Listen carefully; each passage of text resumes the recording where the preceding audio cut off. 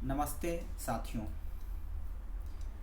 उत्तर प्रदेश की चुनावी राजनीति के बारे में मैं इस वीडियो में आप सभी से बात करूंगा। देखिए, उत्तर प्रदेश में चुनाव जो होने वाले हैं विधानसभा के 2022 के, उन चुनावों का डेट अनाउंस हो चुका है और इलेक्शन कमीशन ऑफ इंडिया तमाम दावे कर रहा है कि वो स्वतंत्र और निष्पक्ष चुनाव कराएगा। निश्चित तौर पे एक लोकतांत्रिक व्यवस्था में स्वतंत्र और निष्पक्ष चुनाव होना ही चाहिए। लेकिन इस बीच जो पॉलिटिकल पार्टीज हैं और राजनीतिक घटनाक्रम है, वो लगातार नए नए कलेवर में, नए नए रंग में दिखाई दे रहा है। जैसे हम बात करें तो कई पार्टियों के नेता जो अपनी पार्टी में असंतुष्ट नज़र आ रहे हैं या उनको लग रहा है कि पार्टी ने उन्हें साइडलाइन कर दिया है, वो अपने लिए कोई ना कोई और रास्ता तलाश रहे हैं। यानी कि पार्टियों के नेताओं के पार्टी छोड़ने का सिलसिला पिछले कई दिनों से जारी रहा है,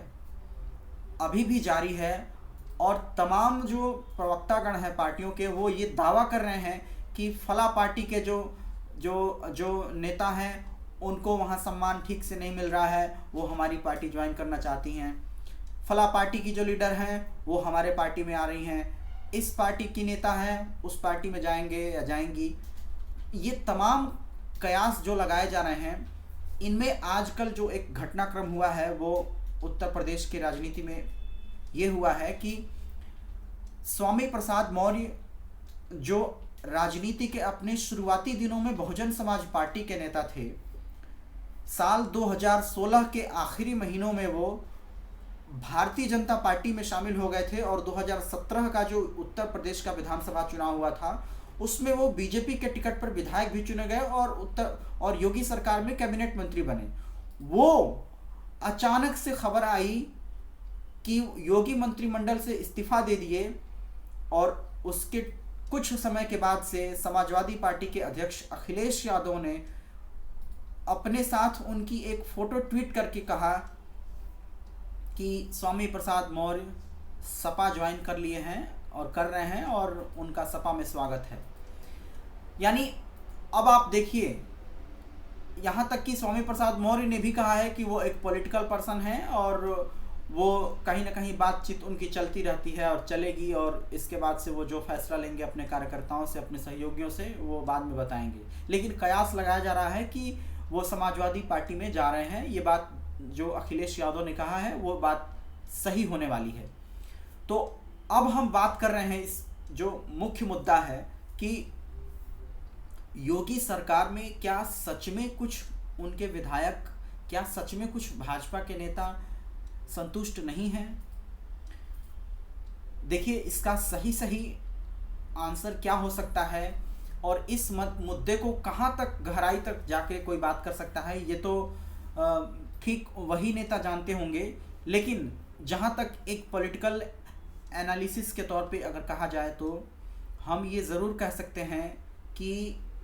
2017 में उत्तर प्रदेश के मतदाताओं ने भारी संख्या में भारतीय जनता पार्टी के टिकट पर जो उम्मीदवार खड़े थे उनको जिता करके विधानसभा भेजा। इसीलिए 325 सीटों का आंकड़ा भाजपा और उसके सहयोगियों ने, उसके सहयोगी पार्टियों ने हासिल किया और एक मजबूत सरकार बनी। यानी कि योगी सरकार को पूरे तरह से, पूरे कार्यकाल के दौरान कोई भी खतरा नहीं था। जो फैसला सरकार ने चाहा वो लिया, चाहे वो किसी भी तरह का हो। ऐसे में माना जाता है कि जो छोटी पार्टियां होती हैं, वो छोटी पार्टियां चुनावों के समय अपने पार्टियों के लिए किसी बड़ी पार्टी से जब पॉलिटिकल अलायंस करती हैं तो वो उसमें ज़्यादा से ज़्यादा सीटें मांगती हैं और वो अपने कुछ मुद्दों को लेकर के उन बड़ी पार्टियों के सामने रखती है और वो चाहती है कि बड़ी पार्टी जो है, लीड कर रही है जो गठबंधन का, वो छोटी पार्टियों के मुद्दे को भी अपने चुनावी घोषणा पत्र में जगह दे और जनता के सामने लेके जाए। लेकिन इसमें होता ये है कि जब ऐसे गठबंधन होते हैं, एक बड़े दल का और एक तुलनात्मक रूप से छोटे दल का, तो उसमें शुरू में फायदा छोटे दल को होता है, क्योंकि छोटे दल अपने 4, 5, 8, 10, 15 उम्मीदवार जो खड़े करते हैं, उनके उम्मीदवारों को ज़्यादा वोट मिलते हैं और वो चुनाव अगर जीत गए तो विधानसभा में उनको मंत्री पद मिल सकता है सरकार में। और इसके साथ साथ बाद में होता यह है कि यही छोटे दल अपने लिए अगले चुनाव में ज़्यादा से ज़्यादा सीटें मांगते हैं और इस वजह से गठबंधन में किसी न किसी तरह से समस्या पैदा होती है। तो ये तो चुनावी राजनीति की एक बारीकी कहें इसको, या उसका व्यवहारिक पक्ष कहें, कि आजकल जो तमाम छोटे दल हैं जो भारतीय जनता पार्टी के साथ 2017 में विधानसभा का चुनाव लड़े थे, वो आजकल गठबंधन में ज़्यादा से ज़्यादा सीटें मांग रहे हैं। मैं अगर सीधे बात करूं, सुहेल देव भारतीय समाज पार्टी के नेता ओम प्रकाश राजभर ने भाजपा के साथ गठबंधन